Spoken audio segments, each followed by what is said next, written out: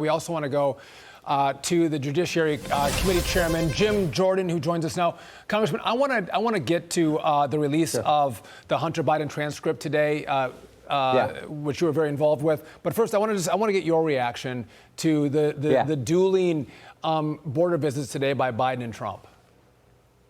Well, President Trump went to where actually things are a mess. It went to Eagle Pass.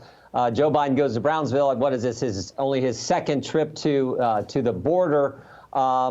They intentionally, willfully, deliberately, as Tammy was just saying, created this problem. Day one, they said, no more remain in Mexico policy, no more building the wall. And when you get to the country, we will release you, we will let you in. So those three policies fundamentally changed everything. And that's why we have now on pace to get to 12 million. I tell people the magnitude of that number, that's equivalent to the entire population of Ohio.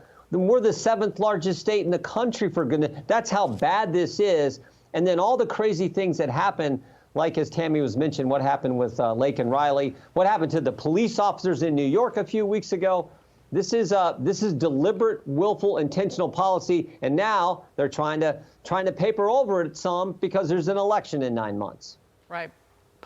That's about political gain because he's about to politically lose. Yep. Congressman, so as we were sitting down, we want to ask you about this breaking news. The transcript for yesterday's Hunter Biden deposition was released in the last hour. We were going through some of it.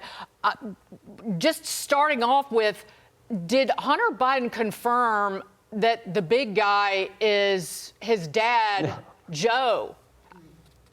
He actually said, I don't know who the big guy is. I mean, we can now talk about this because we've released the transcript. Right. But he actually, there are a number of different things he said that were contradicted by what everyone knows to be true and by other witnesses we've already deposed or evidence we've already gathered in our impeachment inquiry investigation. So he said he didn't know who the big guy was, even though we all know who it is. He said when he made the phone call in from Dubai, that Devin Archer testified to last summer, that Joe Biden said that there was pressure that Burisma was under. Hunter Biden, was told that, and Devin Archer said Hunter Biden then called D.C. and called his dad. We asked Hunter Biden, who'd you call? Who'd you talk to? What'd you say? He said, I didn't call D.C. I didn't call my dad. No way I'd have done that. I didn't do that. So he contradicted that testimony and a number of other things that he contradicted.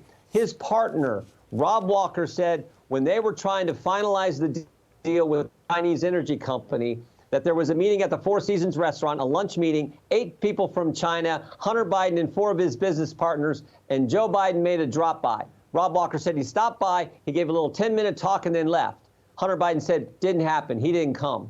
Again, just direct conflicting testimony from an eyewitness. Rob Walker was at that lunch. Hunter Biden says it didn't happen. So I think there was a number of things he said that just don't add up and don't square with what other people have told us under oath in their depositions. Quickly, Congressman Jordan, so obviously we have conflicting testimony, but has the committee worked to get additional evidence, whether it's phone records from Hunter Biden to show that that phone call was actually made? Anyone else see them in the restaurant? Any other corroborating evidence that you've seen in the committee? And maybe you don't want to tell us that, but want to ask the question. Well, we've got a number of things that Chairman Comer has subpoenaed on the bank records. We've subpoenaed a number of different folks to come in and testify.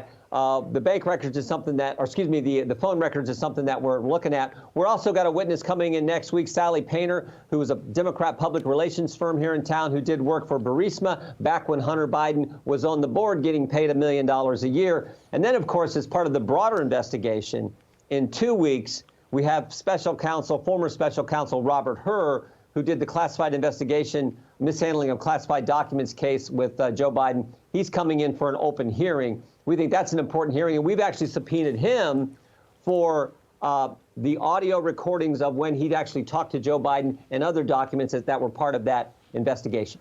Well, Congressman Jordan, we are going to be following that investigation. We appreciate the work that you've done to shed light on what's happening with regard to Hunter Biden and Joe Biden and their business dealings. Thank you for joining us on The Bottom Line. We're grateful.